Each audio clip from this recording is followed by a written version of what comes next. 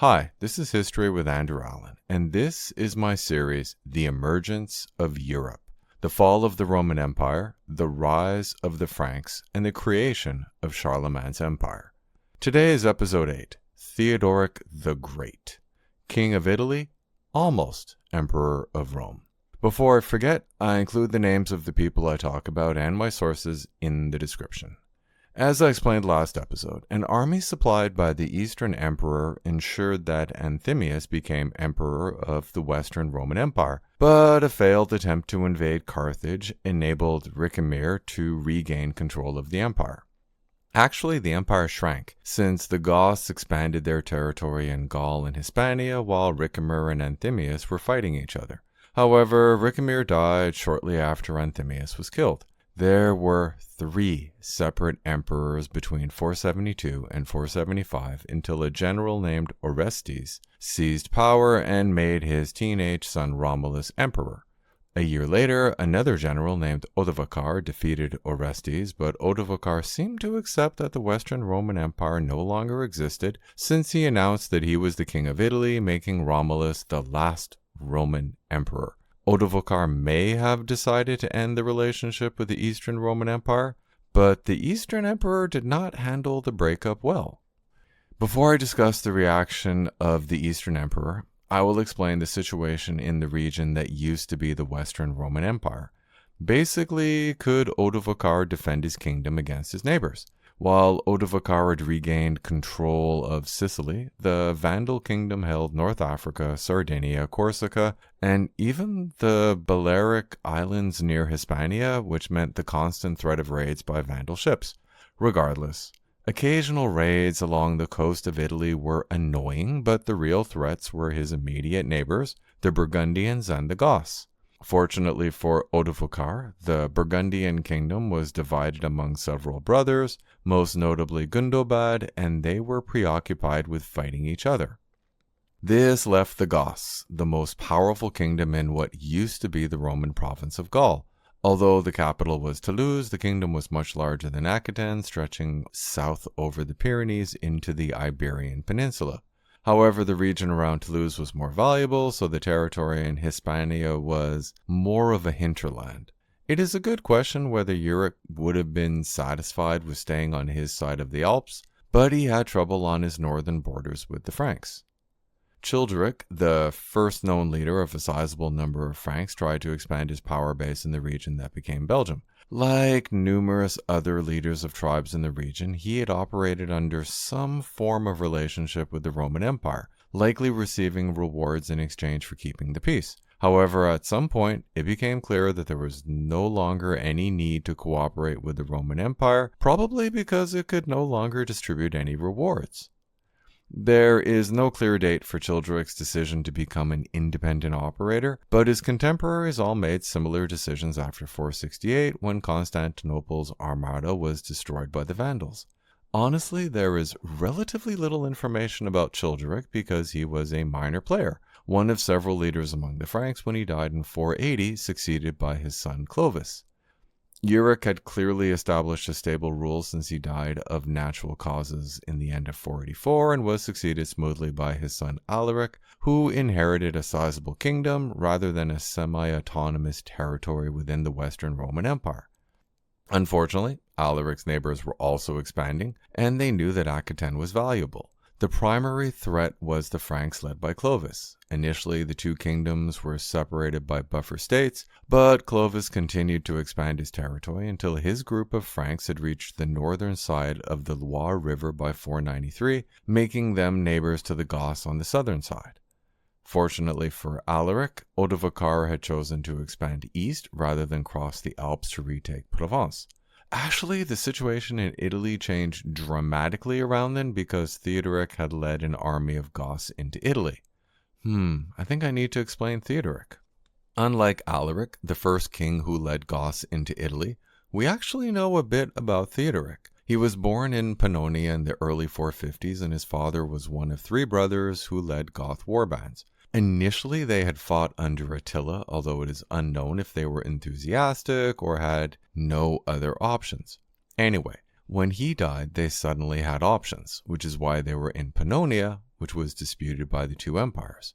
Actually, this is a good opportunity to explain the specific territories of the Eastern and the Western empires. Since the Greater Roman Empire still had a shared currency and citizenship, there was no clear border between the two halves. However, the administrative divisions, which basically meant tax collection, did have clear borders. In Africa, the border ran between Tripolitania and Cyrenaica, provinces located in what is now Libya. In Europe, the border cut through modern Serbia and Montenegro, so Dalmatia and Pannonia were part of the Western Roman Empire, and anything east was part of the Eastern Roman Empire. Although Pannonia was officially part of the Western Roman Empire, the empire had collapsed, so Pannonia became a distant frontier region of the Eastern Empire. The Goths had agreed to stay peaceful in exchange for annual subsidies, but Emperor Leo had little interest in the region, so he stopped paying the subsidies. Firm but polite complaints were ignored, so the Goths employed direct methods. They pillaged through the Balkans until Leo agreed to provide land and subsidies in exchange for a promise of military support and an end to raids. However, Leo wanted a guarantee of good behavior, so 7-year-old Theodoric became a hostage in 461. Despite his status as hostage, Theodoric gained an understanding of Roman society and government denied his father and uncles. He also observed the power struggle between Emperor Leo and his generalissimo Aspar. Actually, this struggle seems strange. Both Leo and his predecessor Marcian owed their thrones to Aspar, since they had been his subordinates. As the son of an Alan, Aspar could not rule, but he clearly had high hopes for his sons. When his son Patricius was named Caesar in 470, Aspar naturally expected that Patricius would succeed Leo since the emperor lacked an heir. However, Leo had other ideas, so Aspar and his sons were assassinated a year later. It is unknown if the events were related, but Theodoric's father led his followers out of Pannonia into Macedonia in 473. Theodoric had been released and he had known of the murder of the generalissimo, so the Goths probably felt that it was time to renegotiate their agreement with the empire. Theodoric's father died when they reached Macedonia, but 21-year-old Theodoric smoothly succeeded him. The empire failed to block the Goths or satisfy them, so they kept marching until they reached the heartland of the empire. Along the way, they met another group of Goths, led by another Theodoric who was related to Aspar. Fortunately for me, the other Theodoric's nickname was Strabo, or the Squinter, so I will refer to him as Strabo to avoid confusion. The murder of Aspar had provoked a revolt by Strabo, which only ended when Leo named him supreme commander of the Goths and greatly increased the subsidy. However, Leo died in January 474. There was no obvious successor, but Zeno, another general, had won a power struggle by late 476. Obviously, the rebellious Goths were pretty high on his to-do list, so he tried to set them against each other. While the two separate groups of Goths did not become close allies, they did manage to avoid open warfare.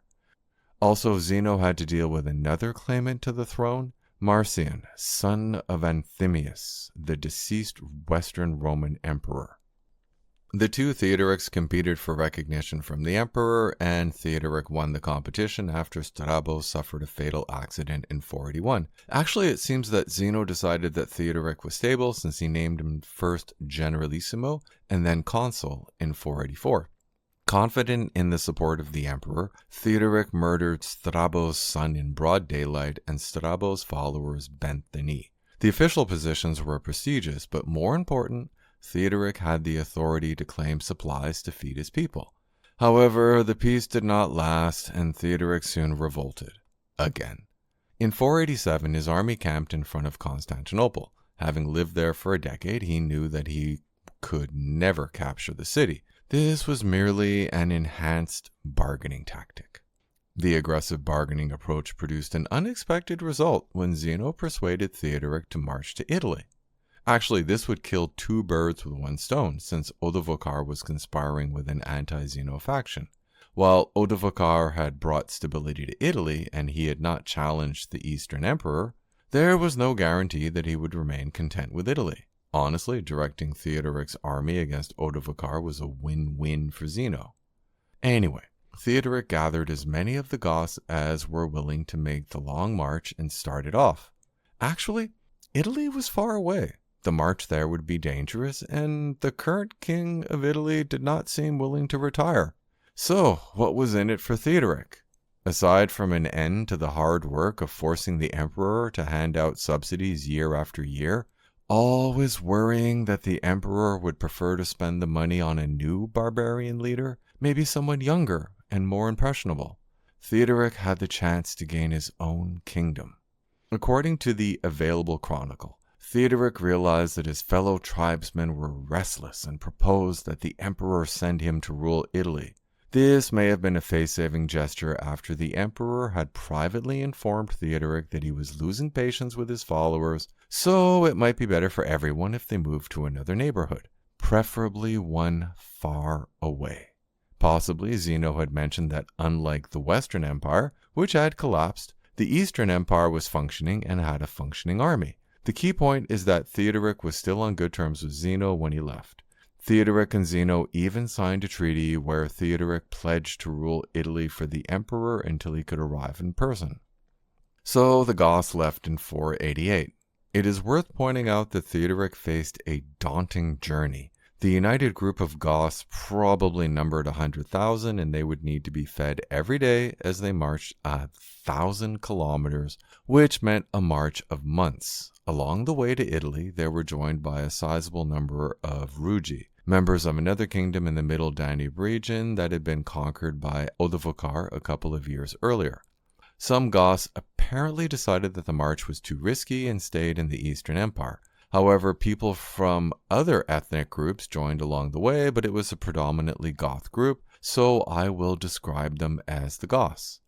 Zeno likely gave Theodoric authority to draw supplies within the empire, although it is doubtful that the local officials were happy or even able to feed so many people. However, Zeno lacked firm control over the frontier region. In particular, the Gepids had carved out their own territory between the Eastern Empire and Odovacar's kingdom. Unsurprisingly, the Gepids were not thrilled by the prospect of tens of thousands of foreigners trampling all over their farms, so the Goths fought the Gepids in what is now eastern Croatia in the winter of 488-489. Once the Gepids had been defeated, the Goths faced little resistance until they reached Italy. The invasion tested Odovacar's hold on Italy, and it turned out that he did not have the full support of the region. When Theodoric and Odovacar faced each other in the summer of 489, Odovacar was forced to retreat to Ravenna. Unsurprisingly, Odovacar's neighbors saw an opportunity. The Burgundians raided in the north, but they apparently caused little damage. The Vandals proved to be a more serious threat since Gaiseric attempted to retake Sicily in 490. Well, Theodoric may have been busy with the siege of Ravenna, but he still had an army, which quickly drove the Vandals out of Sicily the following year, forcing Gaiseric to abandon his claim to an annual tribute. Even so, the war had entered stalemate until Theodoric made an alliance with Toulouse in the summer of 490, and a force of Goths from Gaul drove Odovacar to retreat to Ravenna. Good question. Why did Alaric ally with Theodoric? Honestly, it is not clear. The Franks under Clovis were expanding towards them. Maybe they wanted to gain lands in Italy. Odovacar held out in Ravenna for 2 years, although the siege wore the population down. Odovacar attempted to break out in August 490 and again in July a year later, but was defeated each time. So he waited in Ravenna and hoped that Theodoric would grow tired and leave. Actually, it was not a bad plan since Ravenna was a port and Theodoric lacked a fleet, so supplies could literally sail in. A siege only works when people get hungry. However, Theodoric somehow recruited sailors or made an arrangement with the commanders of Odovacar's fleet since warships had begun to blockade the port in August 492. By early 493, disease was rampaging through the malnourished residents. Negotiations began in February, and Theodoric and Odovacar agreed that they would share power, enabling Theodoric to enter the city on March 5th. As ever, there was only one throne, and Theodoric killed his rival 10 days later. I need to emphasize that even after Theodoric dominated Italy, he did not even try to manufacture an excuse for breaking his word. Okay, Theodoric was now the unchallenged ruler of Italy, but was he a king or an emperor? Remember, Odovacar had sent the imperial robes to Constantinople. The difference between Odovacar and Theodoric is that Theodoric grew up in the Eastern Empire where the emperor was the sole source of authority. While Theodoric was camped outside Ravenna, he had sent a delegation to Zeno, requesting that the emperor return the robes and make Theodoric emperor, obviously junior emperor, which would give an advantage over his rival. However, Zeno had died while Theodoric was stuck outside Ravenna. While Theodoric was camped outside Ravenna, he had sent a delegation to Zeno, requesting that the emperor return the robes and make Theodoric emperor, obviously junior emperor, which would give him an advantage over his rival. However, Zeno had died while Theodoric was stuck outside Ravenna. No matter, Theodoric began negotiating with Zeno's successor Anastasius as he battled Odovacar, but as the negotiations drag on, he lost patience and allowed the Goths to proclaim him king of Italy. It might be more accurate to say that he ran out of time, and his followers were pushing him to make a public claim of authority. Eventually, Constantinople recognized Theodoric as a king, but not as the Western emperor. Still, Theodoric wanted to avoid a blatant break with Constantinople, so he maintained the Senate, sending high-ranking senators as envoys to the emperor. To be clear, the Senate no longer had any real legislative power, but it was a forum for debates within the Roman landowning elite. In an age before group Zoom calls, the Senate enabled whoever was ruling Italy to monitor the opinions of wealthy owners of large estates. Honestly, I had wondered why the Senate continued to exist following the fall of the Western Roman Empire, and this is a plausible explanation. It is worth pointing out that Theodoric faced a new challenge, basically how to rule a large kingdom. Theodoric had ruled, or more accurately, led 100,000 Goths. After he shoved a sword through Odovacar, he became the ruler of millions of Romans, which required a bureaucracy. That bureaucracy already existed, but he had to dramatically change his leadership style. Basically, he needed to monitor the already existing bureaucracy, which was impossible for a single person. Instead, he relied primarily on trusted officials who would present petitions and legal cases along with a summary and recommendations. Theodoric naturally relied on senators who had been given high positions, but he also gave equally high positions to a number of Goths. Interesting, none of these Goths were appointed to the Senate, as if he wanted to keep the Goths separate from the Romans or the Goths wanted to remain separate from the Roman landowners. To sum up, Odovacar had seized power in Italy and had little trouble with his neighbors in Gaul because they were busy fighting each other. In theory, he should have been secure because the Eastern Emperor had his own problem, namely, rebellious Goths led by Theodoric. However, Emperor Zeno convinced Theodoric to lead his people west to invade Italy, rather than continue to revolt in the Eastern Empire. Presumably, Theodoric accepted that he could not conquer Constantinople, and his people would eventually starve. Anyway, Theodoric invaded Italy, and Odovacar was soon forced to retreat to Ravenna. A siege dragged on for over 2 years until Theodoric managed to block the port, cutting off food supplies. A very hungry Odovacar agreed to share the throne, but there was only one throne, so Theodoric broke the agreement and killed Odovacar, thus becoming King of Italy. I will explain how Theodoric governed Italy and dealt with his new neighbors next episode. Thanks for listening. If you liked the episode and want to support me, I include a link to my Patreon in the description, or you can buy me a coffee.